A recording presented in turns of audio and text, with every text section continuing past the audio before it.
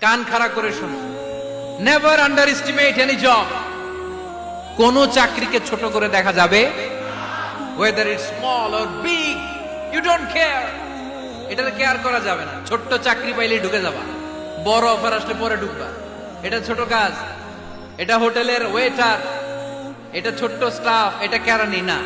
কাজ কাজই, কাজের মধ্যে কোনো ছোট বড় নাই।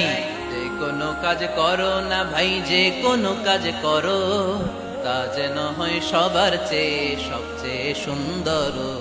পড়েন, যে কোনো কাজ করো না ভাই, যে কোনো কাজ করো, তা যেন হয় সবার চেয়ে সবচেয়ে সুন্দর। পড়েন, যে কোনো কাজ করো না ভাই, যে কোনো কাজ করো, তা যেন হয় সবার চেয়ে সবচেয়ে সুন্দর।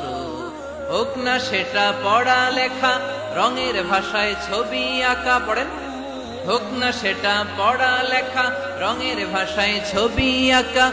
হোক না সেটা সামান্য কাজ কিংবা মহত্তর, তা যেন হয় সবার চেয়ে সবচেয়ে সুন্দর। যে কোনো কাজ করো না ভাই, যে কোনো কাজ করো, তা যেন হয় সবার চেয়ে সবচেয়ে সুন্দর। চিৎকার করে বলেন ঠিক কিনা? আমরা যেটাই করি না কেন এটা ভালো করে করার দরকার আছে না নাই? এজন্য কাজে আর শ্রমে কোনো লজ্জা নাই।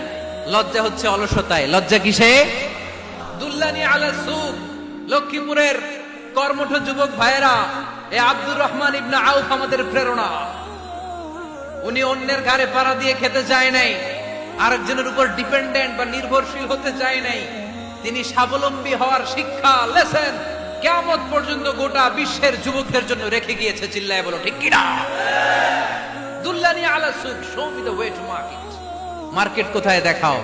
পনির আর ঘি নিয়ে ব্যবসা করতে করতে কয়েক মাসের ব্যবধানে ইতিহাস সাক্ষী সাইয়েদনা আব্দুর রহমান ইবনে আউফ মদিনার বিশাল বড় বিজনেস ম্যাগনেটে পরিণত হয়ে গেলেন। চিল্লায় পড়েন আল্লাহু আকবার। এজন্য ব্যবসার ভিতরে বরকত ঢুকিয়ে দিয়েছে কে? বিষ্ণু বললেন, আত-তাজিরা সাদুকাল আমিন মা'আন নাবিয়্যিন ওয়াস সিদ্দীকিন ওয়াশ শুহাদা'i ওয়াস সালিহিন।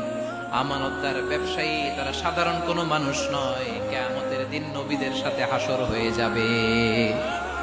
আপনারা যারা ব্যবসা করেন, এটা সাধারণ বিষয় নয়। বিষ্ণু ইসলাম নিজেও ব্যবসায়ী ছিলেন। ওনার জীবনের প্রথমে তিনি খাদিজা রাদিয়াল্লাহু তাআলা আনহার ব্যবসার স্টাফ হয়ে কাজ শুরু করেছেন, এরপর নিজে ব্যবসা শুরু করেছেন। এরপরে খাদিজাতুল কুবরা রাদিয়াল্লাহু তাআলা আনহা সব সম্পত্তি বিয়ের পরে বিশ্বনবীর পায়ের সামনে ঢেলে দিয়েছেন। বললেন, ইয়া রাসূলুল্লাহ, এই সম্পদ আমি